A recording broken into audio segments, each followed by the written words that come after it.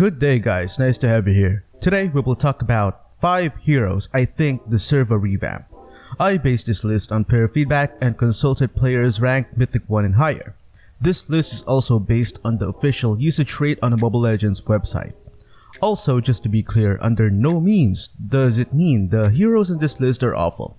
As a matter of fact, I consider some of the heroes here viable and I still play with them today.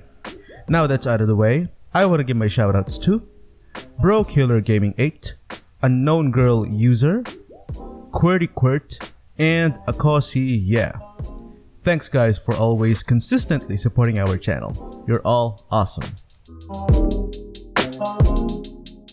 We'll kick things off with Faramis. Faramis is actually one of my favorite heroes. He's a very unique support hero with decent lane presence, sustain, and utility. His ultimate takes the cake for formulating one of the most unique yet satisfying strategies.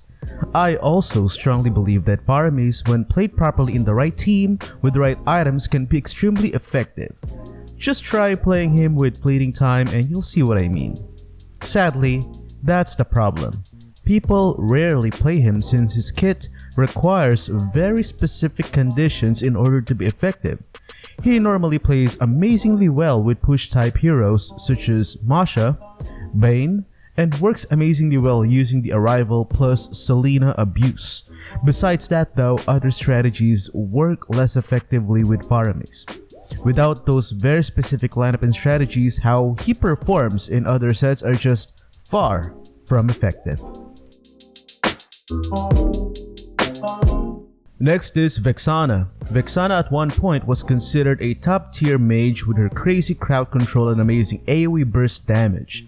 I was hoping that with the recent introduction of new items, she could regain her former glory, but alas, it is still a disappointing no. Especially since one of those items is Radiant Armor, which is the best way of countering Vexana. Thus her hopes of returning to the meta, or at least becoming viable, shattered.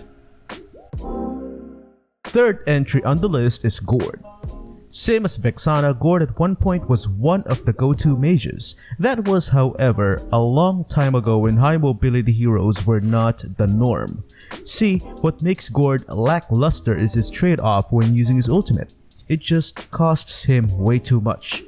Gord is already a hero with very poor mobility. To make matters worse, he is made immobile whenever using his ultimate. What's awful with his ultimate is the fact that a lot of heroes can easily dodge it due to its slow panning animation whenever the player pans the ultimate towards the target's new location.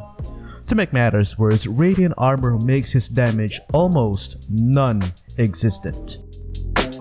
The next hero is tanky and at the same time very powerful. However, the trade-offs may be a bit too much as he is also the slowest skill caster in the game. You have a guess who that is? That's none other than Terizla.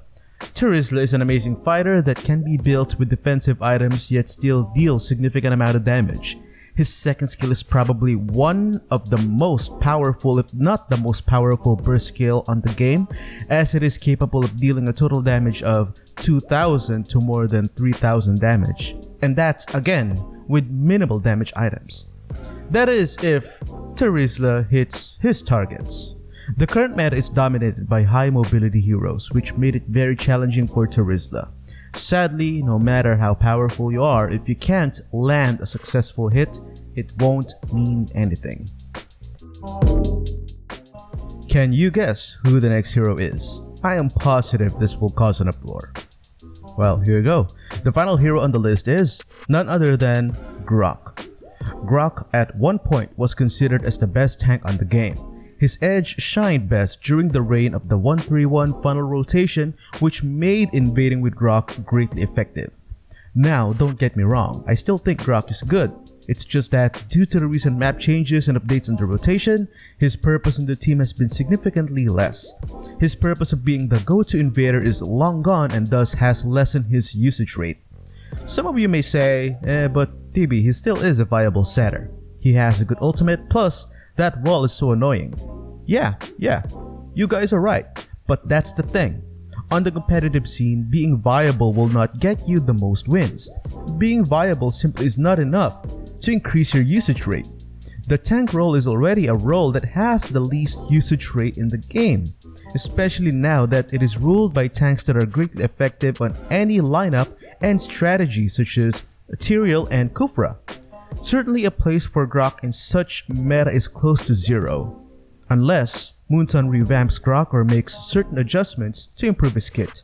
We won't be seeing him anytime soon in a lot of games. That concludes our top 5 heroes that dearly need a revamp now. What do you think? Do you agree with this list? Whether you do or not, make sure to let your thoughts be heard by leaving a comment down below, and if you haven't yet, be sure to leave a like, share, and subscribe. Stay safe everyone. Peace.